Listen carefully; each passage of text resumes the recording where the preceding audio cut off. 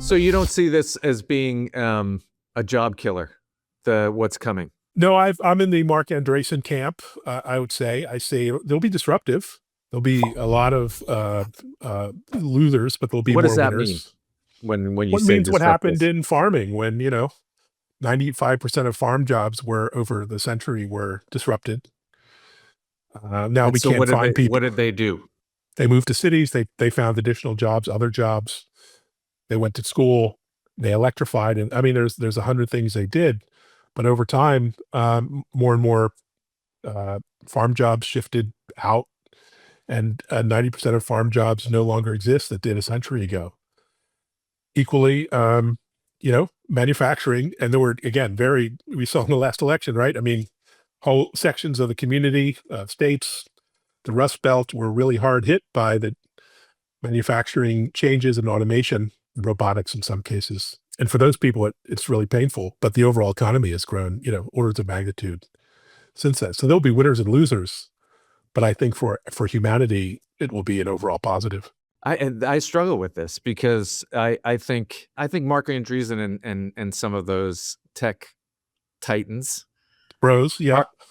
are are are are saying the thing that people need to hear, that this isn't going to wipe out everybody, that this isn't going to replace everybody, because they can't say that out loud, obviously. But where do they get I mean, the idea the idea is there's only so much value in the economy. I mean, they have to the way that in my mind anyway, the way that OpenAI makes money is by replacing human beings. I mean, it I think it's trying to right now in the consulting business with these APIs that they're building, where they're going into large companies and they're creating a kind of almost a small language model within that company that's very closed, and but layering in all the other things that it has ingested and can synthesize. But the idea is to take the budget that is being spent by those large companies on large consulting agreements with large consulting companies. They want to take that budget. That's the game. That they're fighting for is budget. They're trying to take budget from these very large people-based businesses. And I could see that happening in education, in healthcare, in the legal profession, in accounting. I mean, all these things are relatively easily automated. I can't see this not having a massive impact on what would always have been considered to be the protective layer, the white collar, the people who work in front of screens, the people who work with a mouse in their hand rather than a wrench.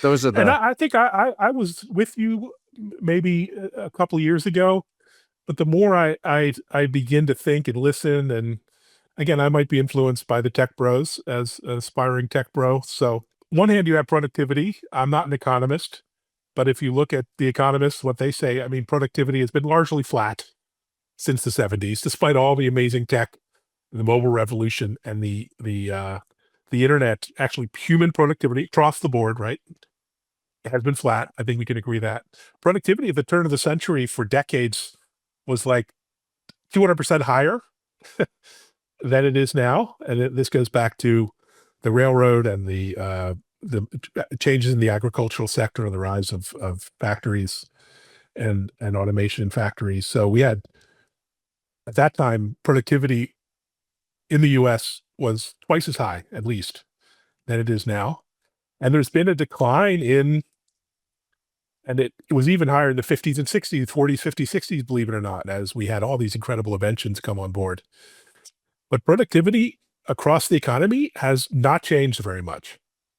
Secondly, we're seeing a flattening population. We're sort of reached peak humans, talking about human conversations. Certainly, most countries have declining birth rates, declining populations. Countries like ours, even declining immigration. So we can't get enough of those people, the humans, to do the jobs. So when you combine those two factors, I think what many are advocating, and I think it's to be seen, is this is going to be a productivity boom and boon in ways we can only imagine. if we get 3 times as productive as an economy, again, macro stuff, right? We're gonna see a boom like never before. I mean, even if you talk about just the economics of AI, there's Oh a lot no, of I get how companies are going to become highly profitable by eliminating. This is I get it. They're going to eliminate the employees in exchange for digital workers that many never will. Many will. Yeah. that are going to be way more efficient, way more productive, and way cheaper. I get that. I get how the economy is going to become much more beneficial for the corporate, but capitalism, that's the problem.